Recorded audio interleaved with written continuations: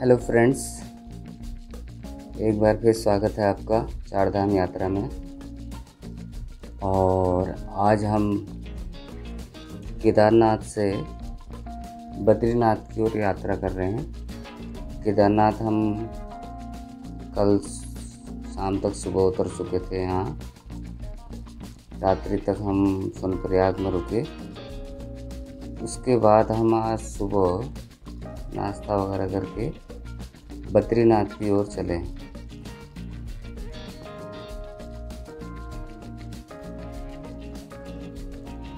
बहुत अच्छा मौसम और यात्रा भी बहुत अच्छी रही केदारनाथ की। केदारनाथ में आनंददायक यात्रा रही।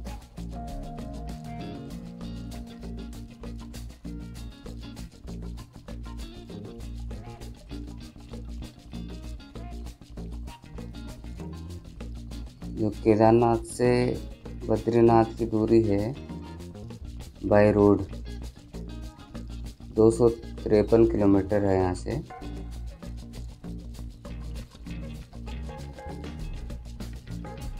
कंस्ट्रक्शन का काम चल रहा है। चारधाम यात्रा के दौरान चौड़ी सड़कें हो रही हैं।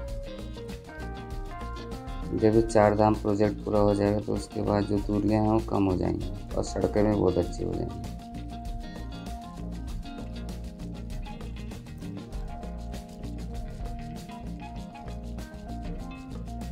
जब हम बद्रीनाथ और केदारनाथ की यात्रा पे होते हैं तो पहले केदारनाथ वो कर लेते हैं, क्योंकि केदारनाथ में बहुत चढ़ाई है। उसके बाद हम फ्री हो गए माइंड से कि अब उतना चलना नहीं है, ट्रैकिंग नहीं है। बद्रीनाथ तो सड़क के किनारे पे ही है। इससे पहले भी हम एक बार बद्रीनाथ की यात्रा कर चुके हैं। पहले भी हमने छोटी छोटी वीडियो बनाई थी, आप पीछे जाके देख सकते हैं इसी चैनल पे।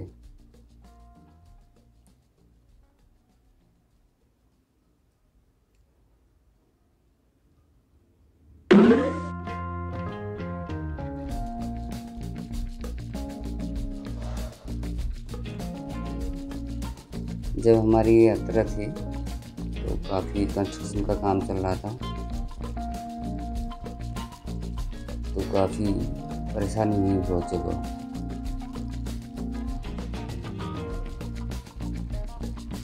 अभी बहुत अच्छा रास्ता।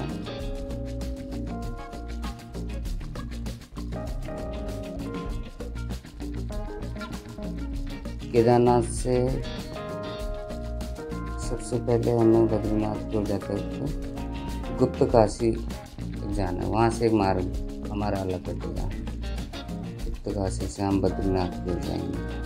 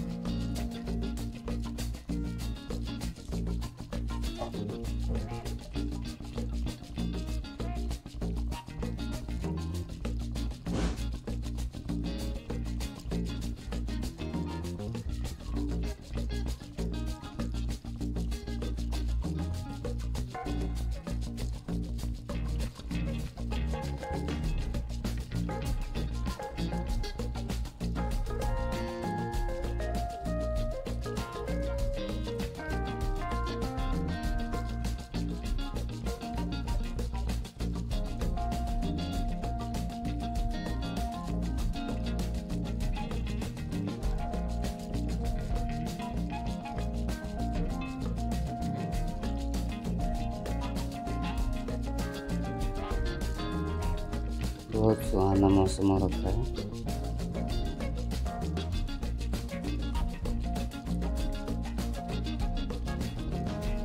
बस ट्रैफिक जाम ना मिले। तो ट्रैफिक जाम मिलता है तो बहुत घंटों घंटों तक इंतज़ार करना पड़ सकता है। बहुत लंबे लंबे जाम लगते हैं इस रोड पे। अभी तो खैर नहीं लगते, जब सीज़न में हम आते हैं तो बहुत चारधाम यात्रा की जो भीड़ होती है उस दौरान पे आपको बहुत लंबे लंबे जाम लगते हैं।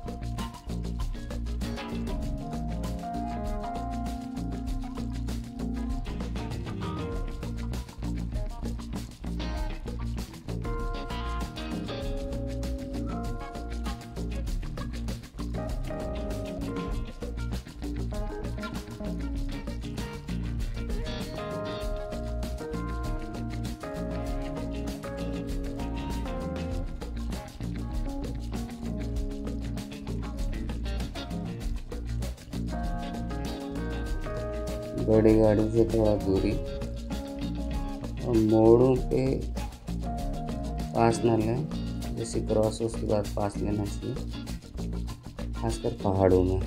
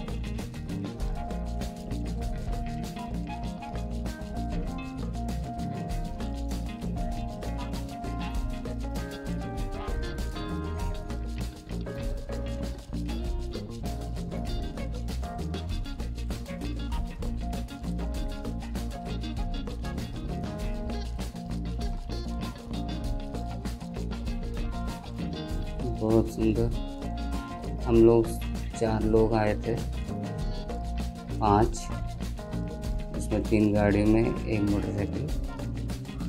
एक बड़ी गाड़ी होने का फ़ायदा भी रहा है कि हम उसमें अपना बहुत सा सामान रख सकते हैं, अदरवाइज़ हमें सामान मोटरसाइकिल में बांधना पड़ता, तो 2 जने आराम से जा सकते हैं।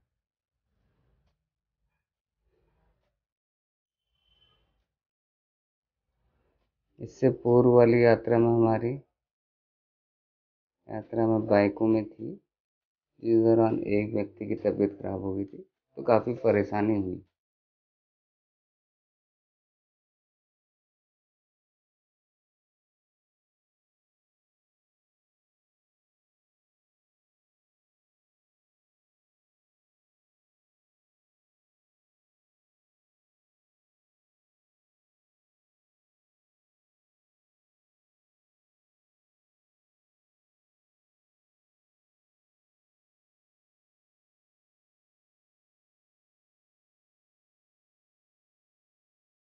धीरे धीरे शाम होती जा रही है। हमने समय पे पहुंचना है, और हमने पता करा था कि जोशीमठ के बाद एक चेक पोस्ट पड़ता है। उस चेक पोस्ट को हमने शाम 7 बजे से पहले क्रॉस करना होता है, उसके बाद उसे क्रॉस नहीं करने दिया था। फिर आपको जोशीमठ के आसपास रुकना पड़ता है। तो अगर हमने वो क्रॉस कर दिया तो हम सीधा जोशीमठ बद्रीनाथ पे ही रुकेंगे।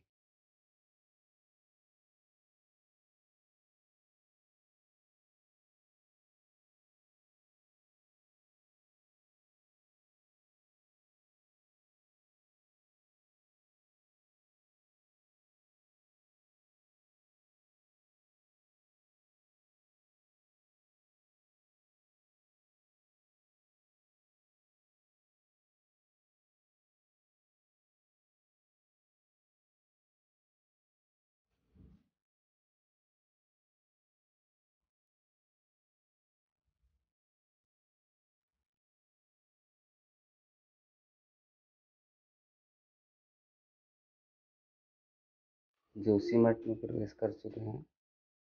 जोशीमठ से एक मार्ग ऊपर बाजार से जाता है, एक नीचे से जाता है, तो हमें नीचे से क्रॉस कर लेना चाहिए बाजार की भीड़ से बचने के लिए।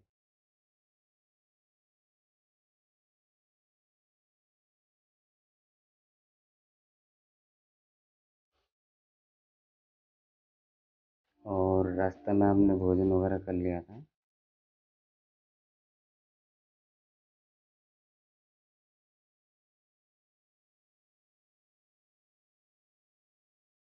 अब रात्रि भोजन हमारा बद्रीनाथ में ही होगा, और कल सुबह हम नहा धो के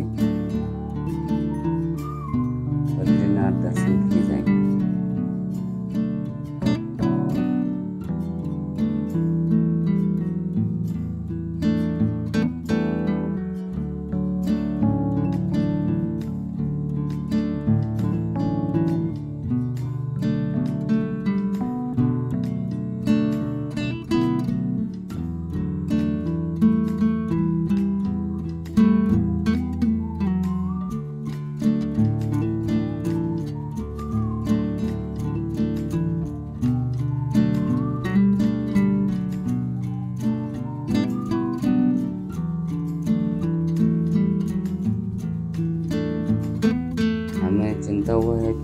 चेक पोस्ट 7 बजे से पहले वो चेक पोस्ट क्रॉस करनी है, नहीं तो हमें इसी और रुकना पड़ेगा। तो इसलिए थोड़ी जल्दी भी है, कम से कम चेक पोस्ट पार कर लें।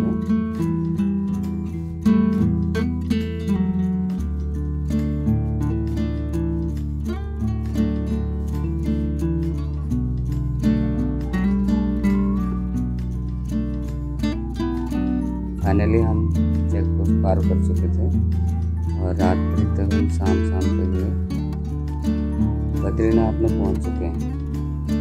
और अभी हम जल्दी से कमरा लेते हैं।